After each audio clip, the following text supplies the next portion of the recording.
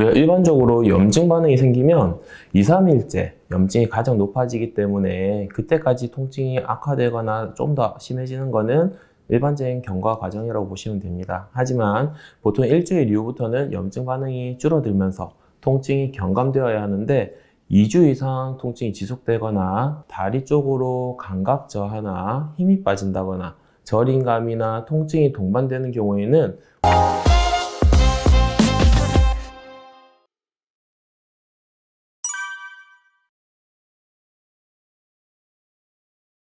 안녕하세요. 바른세상병원 신경외과 민성훈 원장입니다.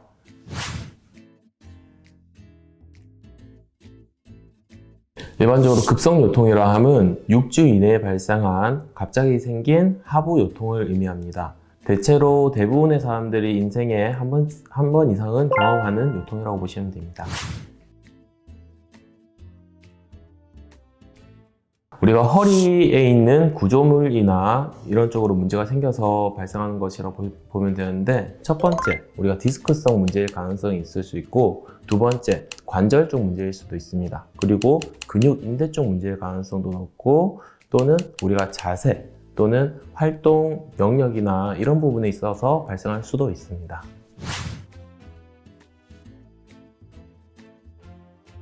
급성 요통에서 갑자기 발생하고 이전에 없었던 통증이 생긴다고 하면 첫 번째 생각해 볼 수 있는 게 근육통이나 인대 쪽 통증이기 때문에 우리가 일반적인 근육통에서 사용하는 방법인 라이스법이라는 방법을 이용하는 것이 좋습니다. 라이스법이라고 하면 첫 번째 R은 레스트, 쉬어주는 것입니다. 휴식을 충분히 취해줌으로써 근육의 염증이나 통증이 완화되는 것이고요. 두 번째 아이스, I는 급성 염증기에 온도를 낮춤으로써 염증을 최대한 좀 빨리 가라앉혀 주는 것입니다. 그래서 사실 급성 염증기에는 갑자기 발생한 허리 통증에 온찜질을 하고 오시는 분들이 많은데, 온찜질은 오히려 염증을 증가시킬 위험이 있기 때문에 일반적으로는 추천드리지는 않고요. 오히려 냉찜질, 차갑게 해주는 것을 추천하고 있습니다. 그리고 세 번째는 C, 컴프레션입니다.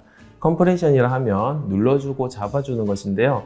일반적으로 다른 부위는 우리가 꽉 눌러줌으로써 그런 혈류나 이런 걸 억제시켜서 통증 완화시켜주는 방법이 있는데, 의학적 용도로 이용하는 그 허리 보호대나 지지대를 이용해서 허리 근육을 많이 쓰지 않도록 잡아주고 인대의 움직임을 제한해서 통증을 줄여주는 방법이고요. 마지막으로 엘리베이션, E는 다리가 통증이 생겼을 때 들어주는 것처럼 내 심장보다 올려줘서 혈류를 내려가게 만들어주는 것처럼 통증을 완화시키는 방법인데, 허리에는 사실 좀 적용하기는 어려운 방법이긴 합니다. 이런 방법들로 요통을 감소시킬 수가 있고, 통증이 너무 심하다 하면 진통소염제라든지 다른 약물 치료를 통해서 우리가 통증을 같이 완화시켜주는 방법도 있습니다.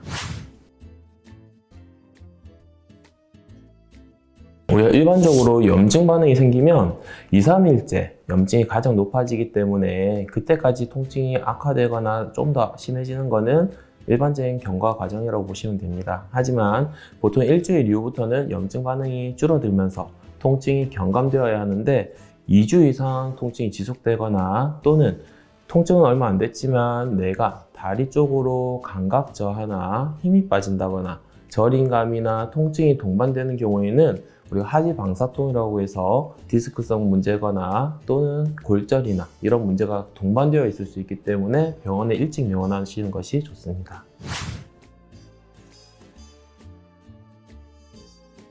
우리가 일반적으로 허리 통증은 갑자기 한 번 정도 생겼다가 좋아지는 것은 별 크게 문제가 되지 않습니다. 그건 단순히 근육 인대 쪽 문제라고 보시면 되는데, 만약에 이게 자주 발생한다 또는 자주 담에 걸린다, 이런 분들은 첫 번째 의심할 것이 자세입니다. 내가 자세가 나빠서 그 근육이 무리하지 않는지. 두 번째는 반복적인 활동입니다. 우리가 운동할 때 보면 같은 운동을 5번까지 했는데 괜찮았는데 10번 하면서 갑자기 심한 통증이 발생하는 경우가 있을 수 있고, 그런 경우에는 반복적으로 그 관절을 이용하다 보니 그 관절에서 염증이 생기는 건데요. 그런 경우에는 횟수를 낮추거나 강도를 좀 낮춰주는 것을 추천드립니다. 그리고 반복적으로 통증이 생기는 또 다른 원인 중 하나가 구조적 문제입니다. 그 구조적 문제에 우리가 디스크도 포함이 될 수 있고, 후관절이라든지 이런 관절에 문제가 있어서 자주 염증이 생기면서 통증이 생길 확률이 높습니다. 우리가 일반적으로 단순히 요통이 한번 생기는 거는 그 다음에 내가 자세가 갑자기 안 좋은 자세를 취하거나 허리 무리하지 않는 이상 다시 삐끗하지 않을 확률이 높습니다. 하지만 내가 그 자세를 또 안 좋은 자세를 또 취하거나 같은 일을 반복하는 경우, 또는 디스크가 이미 망가져 있는 경우, 후관절이 이미 손상이 되어 있는 경우, 이런 경우는 아무래도 남들보다 더 자주 삐끗하고 이게 반복이 될 확률이 높습니다. 그래서 허리 삐끗하는 게 한두 번 정도 있는 거는 큰 문제가 되지 않지만, 이게 반복적으로 발생하는 경우, 어깨가 한번 빠지면 자꾸 빠진다고 말하는 것처럼 허리도 관절이나 다른 부분에 문제가 있을 수 있으므로 그때는 진료가 필요합니다.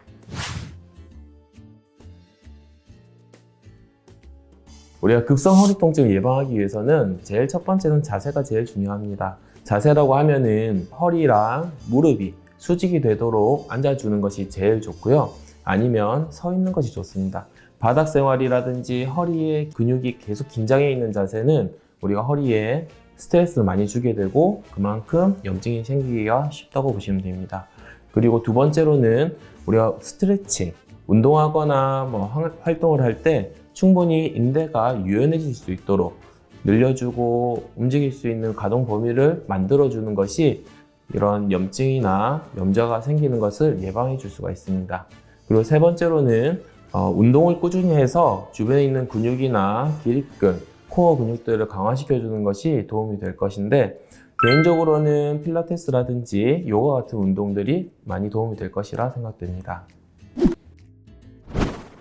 우리가 일반적으로 급성 요통이라고 하면 대부분의 사람들이 경험하게 되는데요. 큰 문제가 없을 거라 생각하고 넘기다가 나중에 큰 문제가 되어서 오는 경우가 많습니다. 반복적으로 생기고 좋아지고를 반복하면 다른 원인이 있을 수 있으므로 꼭 진료가 필요하다고 보시면 됩니다. 그리고 단순 요통 같은 경우에는 일반적으로 2주 이내에 좋아지는 경우가 많기 때문에 2주 이내에 좋아지면은 우리가 단순 근육이나 인대 쪽 문제라고 보시면 되고요. 2주 이상 계속하거나 다리 쪽으로 방사통이나 저림감, 감각 이상, 힘 빠지는 증상 이런 것들이 동반되는 경우에는 바로 병원으로 내원하시는 걸 추천드립니다. 이상 바른세상병원 민성훈 원장이었습니다. 감사합니다.